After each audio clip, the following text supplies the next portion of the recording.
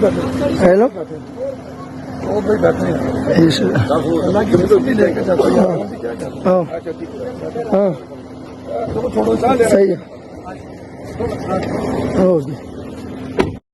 रहीम इय्याका नअबुदु व इय्याका नस्तईन। जैसा कि आप लोगों को पता था कि आज हमारे 22 अगस्त को इस्लामाबाद में जलसा था और ये मनसूख हो गया, लेकिन शेर अफजल साहब कह रहे थे कि वर्कर की दिल आज़ारी हम नहीं करेंगे, ये जलसा हर सूरत होगा। तो जैसे वो निकले तो पुलिस आई है और उसको पकड़ लिया। शेर अफजल साहब को गोल्डन ताड़ा लेके गए हैं, हम उसके पास जा रहे हैं और जितने भी वर्कर है इस्लामाबाद में, पिंडी में और KPK से आए हैं, हम सबको दरख्वास्त कर रहे हैं, ये इल्तिजा है हमारी कि वो इधर ताड़े पहुँच जाए और हमारे साथ दे। जितने हम ज़्यादा होंगे तो इंशाल्लाह हम शेर अफजल साहब को अभी के अभी रिहा कर सकते हैं।